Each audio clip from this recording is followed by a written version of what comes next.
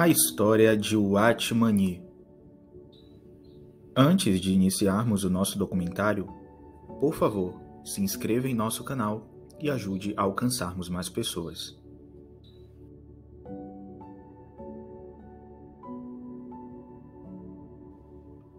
Uatmani nasceu em Fuzhou, na China, em 1903. Seu avô paterno foi o primeiro pastor congregacional na província do norte de Fujian. Seu pai estudou na Faculdade Americana Metodista de Fuzhou e sua mãe foi educada na Escola Ocidental Chinesa para Meninas em Xangai. O irmão Ni se destacou no Colégio Anglicano em Fuzhou. Após ser salvo em 1920, ele adotou o nome inglês Uatmani e chinês Chuseng, que significa o chocalho de um vigia.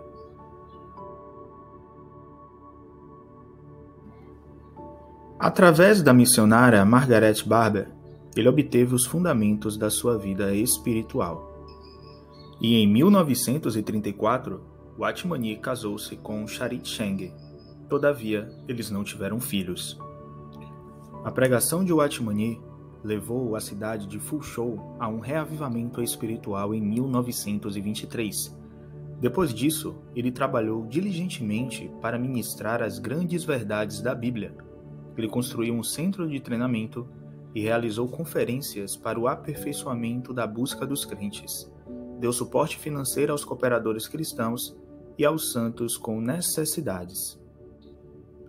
Em 1949, ele já tinha sido usado para levantar centenas de igrejas locais, uma em cada grande cidade das 33 províncias da China. Muitas de suas mensagens foram compiladas em forma de livro, produzindo um verdadeiro tesouro da literatura cristã. Seus escritos e hinos até hoje ministram os corações dos cristãos. Durante sua vida cristã, Ni sofreu constantes perseguições religiosas e políticas que culminaram na sua prisão em 1952. Ainda assim, ele permaneceu firme no seu testemunho até o fim. Ele morreu como um mártir de Jesus Cristo em 30 de maio de 1972.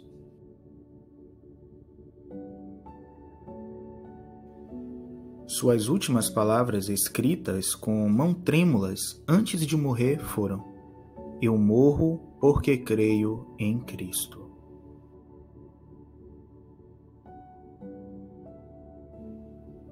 Uatmani possuía uma profunda consciência acerca da guerra, normalmente invisível, que se instalava entre Deus e Satanás sobre a humanidade.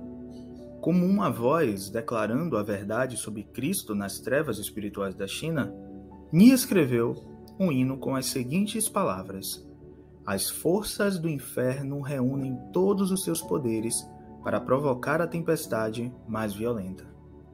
Essa guerra torna-se mais forte, mais intensa, mais difícil e mais amarga no final."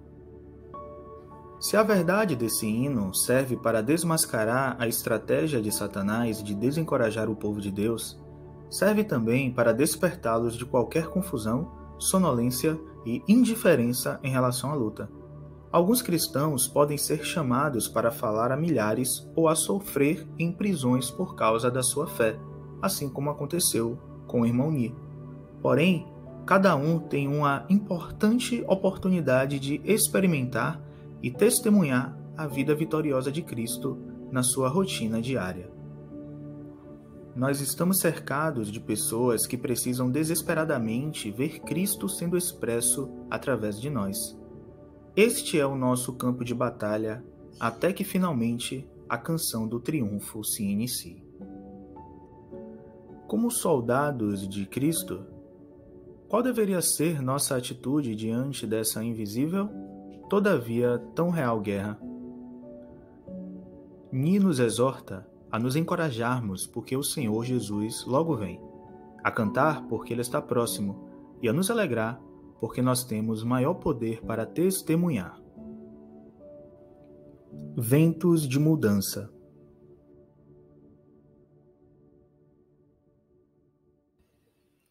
Na primeira metade do século XX, a China foi atingida pela turbulência dos ventos de mudança.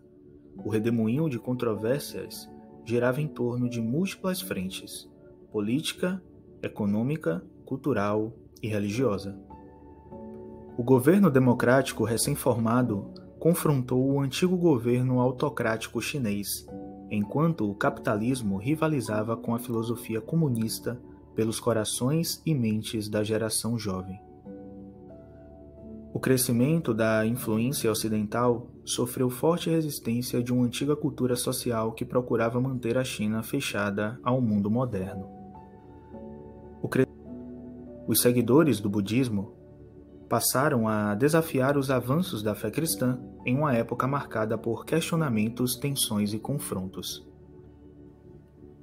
Ainda assim, o Atmani tinha uma visão mais profunda sobre os conflitos aparentes.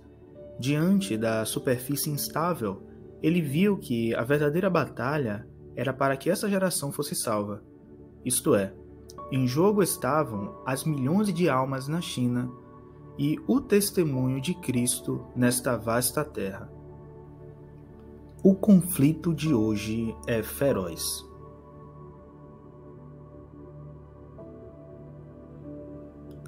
Enquanto caía a noite sobre a cidade de Fuzhou, na China, um conflito espiritual surgiu no coração do jovem de 17 anos, o Atmani. Sobre este conflito, disse o Atmani: eu experimentei alguns conflitos na minha mente sobre aceitar ou não o Senhor Jesus como meu Salvador e sobre me tornar ou não um servo do Senhor. Naquele momento, eu estava com medo de ser salvo, pois eu sabia que uma vez que eu fosse salvo, eu deveria servir ao Senhor. Na noite de 29 de abril de 1920, eu estava sozinho no meu quarto. Eu não estava com a mente em paz. Minha primeira inclinação foi a não crer no Senhor Jesus e a não ser um cristão. Contudo, isso me deixou interiormente desconfortável. Então, eu me ajoelhei para orar. No primeiro momento, eu não tinha palavras para orar, mas eventualmente vários pecados vieram diante de mim e eu percebi que eu era um pecador. Eu me vi como um pecador, mas também vi o Salvador. Eu vi a imundícia do pecado, todavia também vi a eficácia do precioso sangue do Senhor me limpando. Eu vi as mãos do Senhor pregadas na cruz e, ao mesmo tempo, o vi esticando os braços para me receber. Inundado por tal amor, eu não podia rejeitar. Então eu decidi aceitá-lo como meu Salvador. Eu chorei e confessei os meus pecados, buscando o perdão do Senhor. Depois de fazer minha confissão, o fardo dos pecados foi descarregado e eu me senti flutuando e cheio de alegria e paz interior. Da ambição à consagração.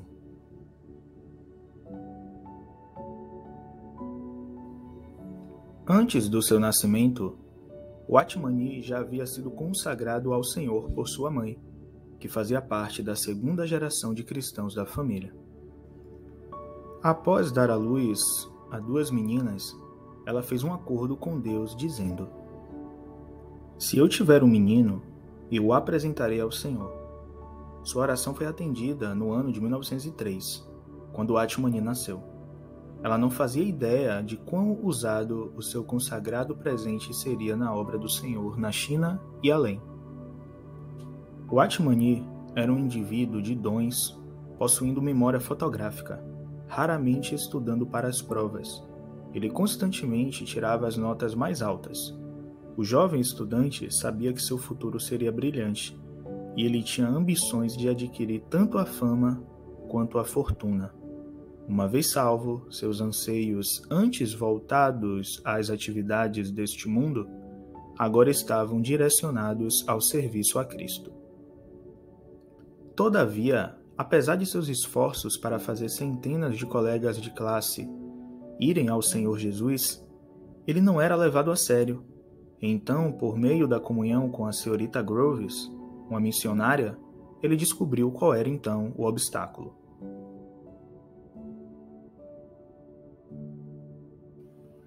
Sobre esta situação, o Atmani disse o seguinte: eu imediatamente comecei a lidar com os meus pecados, fazendo restituições, pagando dívidas, me reconciliando com meus colegas de classe. Entre 1920 e 1922, eu fui a pelo menos 200 ou 300 pessoas para confessar minhas ofensas. O Atmani passou a orar diariamente pelos seus colegas de classe. E algum tempo depois, todos os 70 estudantes que tiveram seus nomes escritos em um caderno foram salvos, com exceção de um. Mesmo assim, Nhi ainda ansiava estar cheio do Espírito Santo para trazer mais pessoas ao Senhor. Devido à sua comunhão com a missionária Margaret Barber, Nhi se convenceu de que havia uma questão ainda mais profunda entre ele e o Senhor. Após relutar, Nhi sentiu que o seu amor por uma garota chamada Charit Cheng, filha de amigos da família há 3 gerações, precisava ser rendido.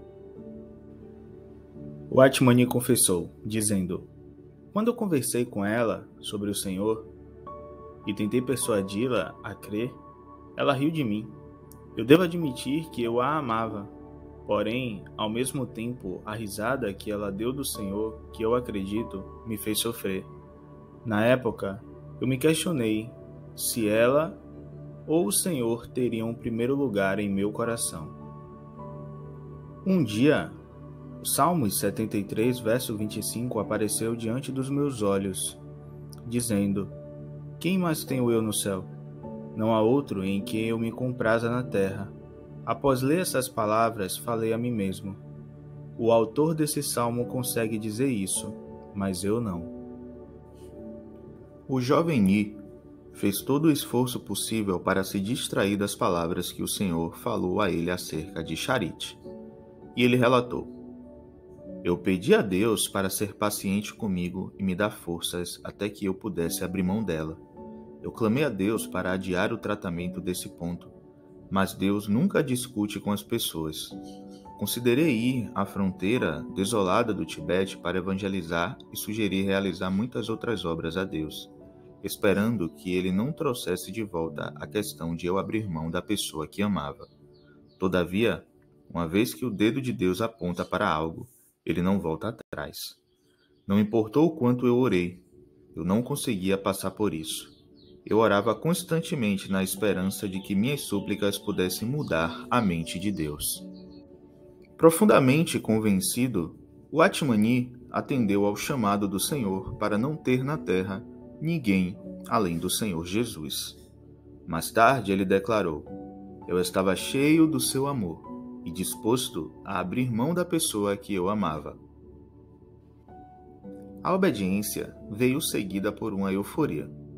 O Atmani disse: um dia eu estava no 2º céu, se não no 3º. O mundo pareceu menor para mim, e era como se eu estivesse montado nas nuvens.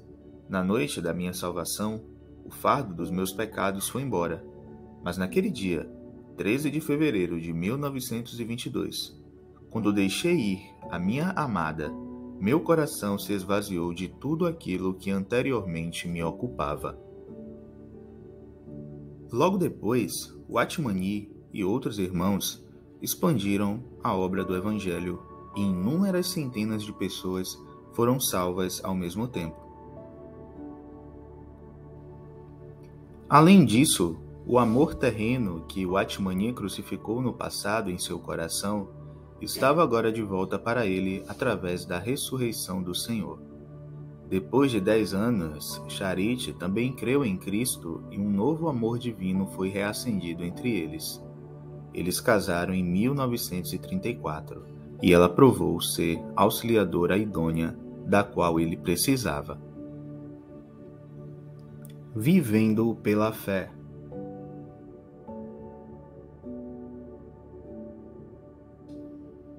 Ao longo de sua vida, o Atmani sofreu diversas doenças físicas. Com apenas 21 anos de idade, ele contraiu tuberculose.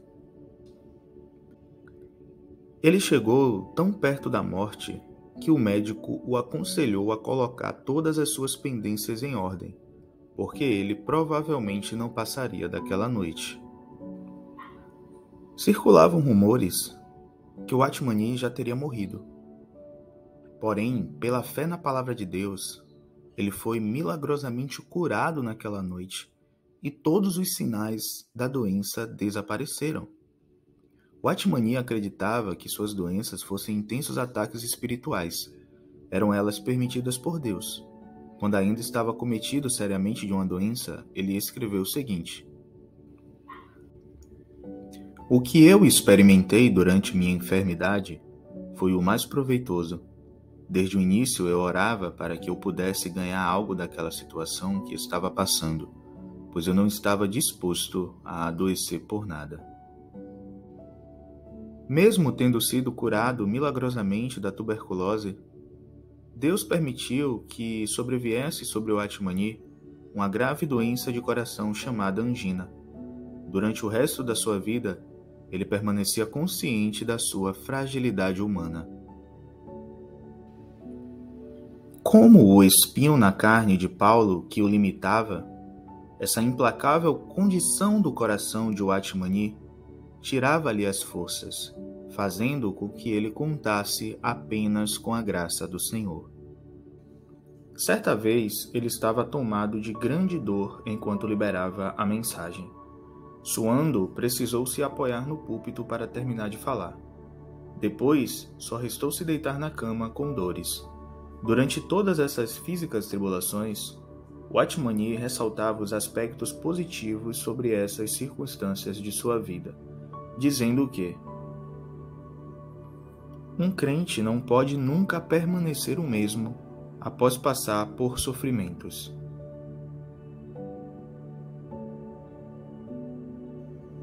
Como alguém que vivia por fé, o Atmani também teve várias experiências em confiar no Senhor para suprir as suas necessidades financeiras. Em uma mensagem, ele contou uma história sobre levar sua preocupação em relação à provisão para as despesas da sua viagem missionária ao Senhor.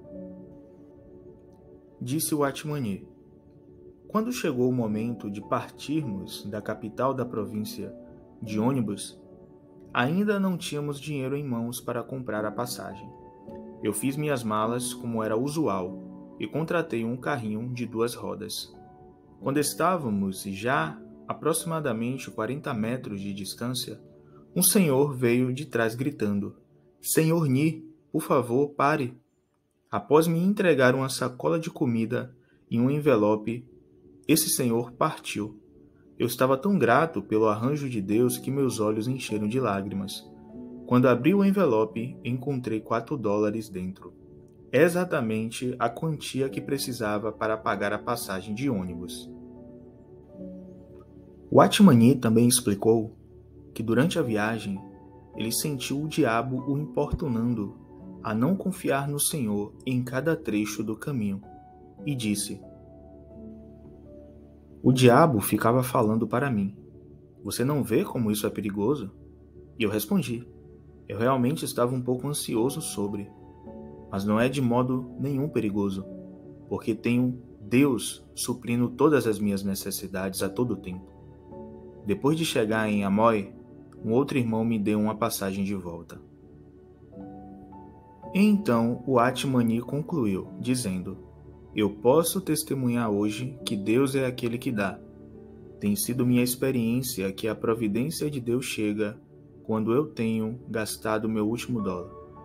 Eu tenho 14 anos de experiência. Em cada uma, Deus desejou a glória para si mesmo. Deus tem suprido todas as minhas necessidades e nenhuma vez falhou comigo." Ni aprendeu a como aceitar a soberana circunstância de Deus e como considerá-la como uma oportunidade para ganhar a Cristo. Por exemplo, ele desenvolveu empresas de sucessos consagradas unicamente para suportar financeiramente os cooperadores de Cristo e as igrejas e a obra do Senhor. Enquanto ele financiava anonimamente os servos de Cristo, os que se beneficiaram dos seus cuidados passaram a espalhar boatos de que Ni se tornava mundano por trabalhar tanto com negócios. Não obstante, Watmani continuou contribuindo enquanto aceitava suas críticas como vindas do Senhor. Samuel Cheng, cunhado de Watmani, falou sobre os negócios de Watmani, dizendo: "Eu sou testemunha de que sua motivação absolutamente não era ficar rico. Ele era totalmente entregue ao Senhor. Ni aprendeu a suportar com graça tudo o que vinha contra ele, enquanto procurava promover os negócios de Deus na China."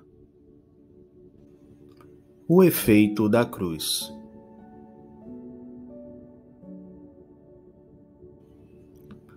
Watmani renunciou a qualquer uso egoísta de seus talentos naturais em troca de uma vida de um grão de trigo caindo no chão, como diz em João capítulo 12, verso 24. Ele estava convencido de que o poder da vida de ressurreição realizada no serviço divino seria imensamente mais frutífero do que seu próprio poder de persuasão. Portanto, ele encorajava os outros a viver sobre o efeito da cruz. Watmani disse: "Amados irmãos, o tempo da volta do Senhor rapidamente se aproxima. Nós devemos permanecer fiéis. Nos dias que virão, provavelmente sofreremos mais mal-entendidos e severa oposição. Mas já que fomos destinados a isso, devemos permanecer fiéis. Irmãos, por favor, continuem lembrando de mim em suas orações, para que em minhas aflições eu possa permanecer firme, prestando fielmente um bom testemunho ao Senhor."